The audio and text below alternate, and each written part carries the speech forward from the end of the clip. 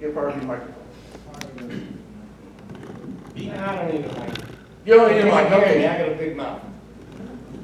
If you think I need it, I get it. But I think this is all an exercise in, what do they call it? Angelology.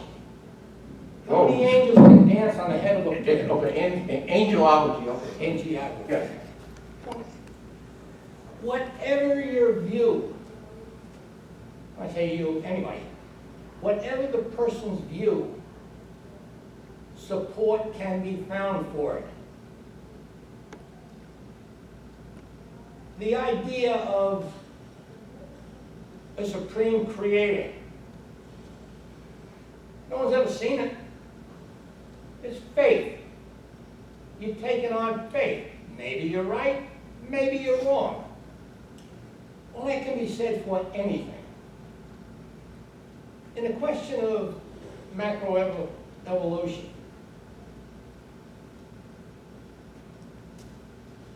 over how many billions of years does it take to make a new species? Is it God who did it? Is it evolution alone?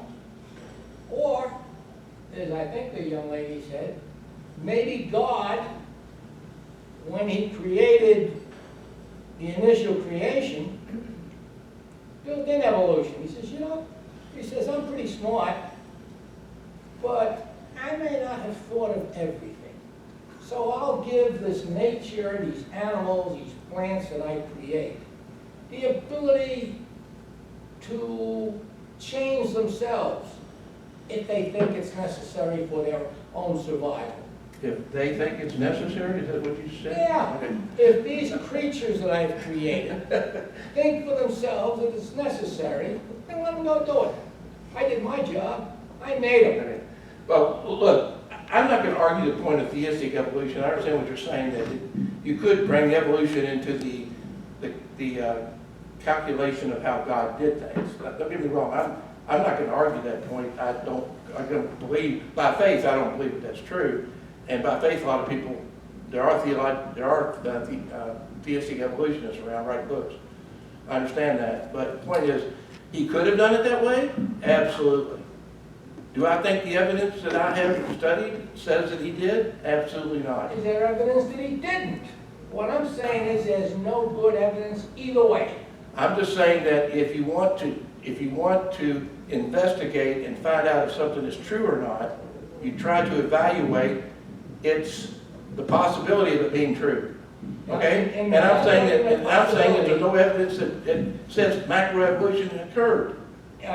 Good scientific evidence. In evaluating the possibility, don't you build into your calculus the law of probability? Yeah, absolutely. Right?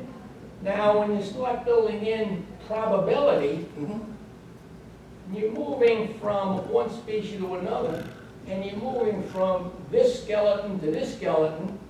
You don't have something in between, but maybe there was nothing in between.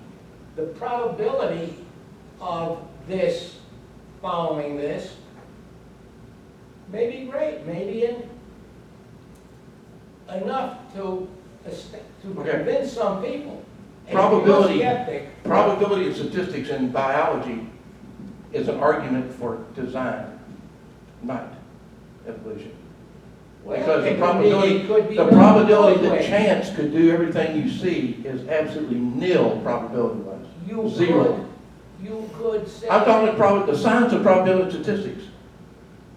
Yeah. Yeah. The fact that we're here is an evidence that it didn't happen by chance. Statistics is a subset of...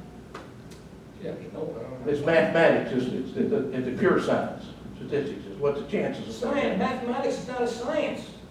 Mathematics is it's the a pure language of science. It's the way science analyzes and the way science speaks. Okay? But it's the most objective study there is. Biology, chemistry, physics, all are subjective to some case. Yeah. Yes. And sometimes mathematics is found, as known, is suddenly found to be not quite the way we thought it was. There's a little something else that pops up, like what's it called? The boson. The Higgs a boson. little wrinkle Each comes is in. the guide part. Yeah. That's not mathematics. Yeah. That's physics. To kind of muddy the water, and mathematics has to straighten it out. So that if you factor in statistics and probability, you can conclude scientifically that there is evolution. It may be based on a certain I totally assumption. disagree with that statement. on- Jay, on what did you certain- want to say? Science. Hey, Harry, you Jay. No, Jay should speak. You be next. All right. You talked about building that car, Yeah. which you didn't do. But Right. if you were God, or if I were God, would I build something that has 2 lungs, 2 kidneys, 2 eyes, 2 ears, 1 brain, and your most important part of your body, your heart, only 1?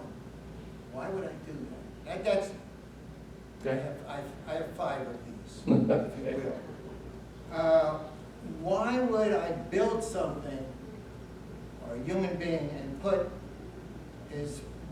their reproductive organs in the same area where they eliminate their waste? Why would I build something that takes in air in the same place that it takes in food so I could choke? Why would I design something that over the years makes a person have to relieve themselves more often during the night? Prostrate. We talk about how the eye is designed. The eye is actually designed backwards. I'm looking at you backwards. My brain is Upside down. And Your brain at figures the it age out. of 40, most people, took me 44 years, before I needed glasses. Why would I build something where my eyes deteriorate? And I have one more, which I just thought of yesterday when I gave blood. Why would I design something that has 5 or 6 or 7 different blood types to make it harder when we need blood? Why would I design something that way if I could do it any way I want to? Okay. Let me ask you a question, and I'll try to explain to you the way I feel about what you just asked. There are some questions. Why would a God who loves all mankind, according to the Scripture, and desires to have fellowship with everybody, why would he just say, I accept all of you, regardless? Why does he give us a chance? Why do you have a chance, Jay, to be a believer or an atheist, or a believer in any case, but I mean, say a Christian or an atheist?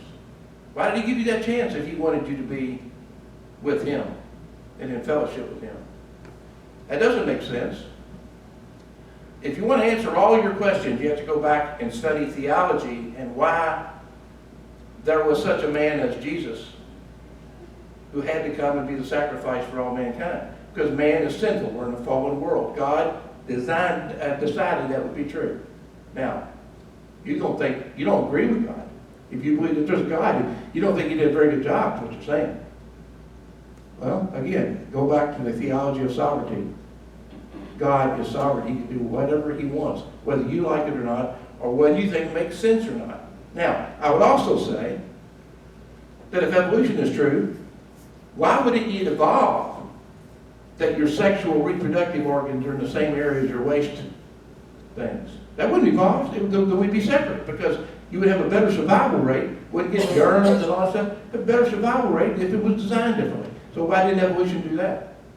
Evolution screwed up? How did evolution bring you to where you are, where you can sit there and think, and you can come up with your ideas and questions? How did that happen when it couldn't even get the other one right? Birds have just one. Everything comes out at once in one area.